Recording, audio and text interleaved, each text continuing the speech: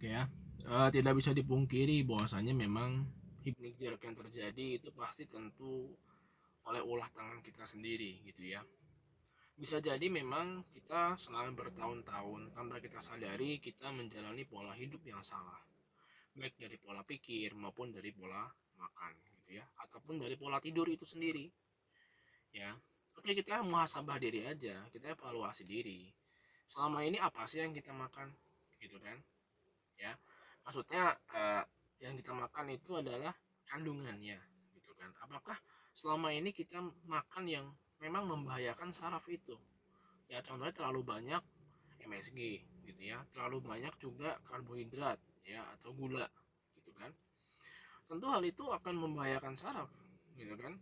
Nah contohnya kalau kita terlalu banyak gula, ya akhirnya pankreas kita lemah dan tidak bisa menghasilkan insulin dalam jumlah yang banyak atau jumlah sesuai gitu ya, atau tidak bisa menghasilkan insulin yang appropriate untuk menangkap gula, akhirnya kita kena diabetes gitu kan. Akhirnya dari diabetes itulah menyebabkan kerusakan pada sistem saraf kita ya, kan karena banyak sekali penyakit saraf itu karena gula, karena diabetes. Ada yang neuropati, ada yang apa namanya, saraf-saraf neuropati itu kayak saraf sakit gitu loh ya, sakit sarafnya, atau itu diabetes mengubah siklus hormonal dan sebagainya. Ya coba cek aja gula anda. Ya bisa jadi memang hypnic jerk ini ya karena gulanya lagi nggak normal gitu ya. Berapa gula darah normal ada aturannya. Ya misalnya gula darah puasa itu di bawah 100 ya, gula darah 2 jam setelah makan itu di atas di bawah 140 gitu ya. Gula darah sewaktu ya kalau bisa di bawah 200 ya, tapi memang bagusnya di bawah 100 gitu kan.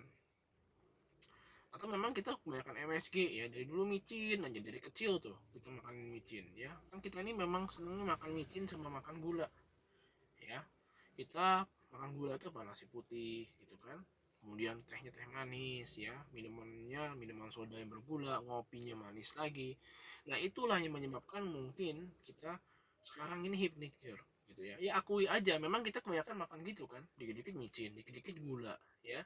Ya bisa jadi itulah yang merusak saraf. Memang beberapa literatur ya kan micin itu menyebabkan saraf kita ya rusak gitu ya. Saya tidak belum membaca mendalam ya bagaimana kerusakan. Yang jelas itu menyebabkan kerusakan saraf. Ya itu ya. Atau yang kedua tadi ya, pola hidup. Pola pikir kita. Bisa jadi memang kita ini dari kecil ini kita stres dan juga panik gitu ya. Stres dan anxiety beda ya.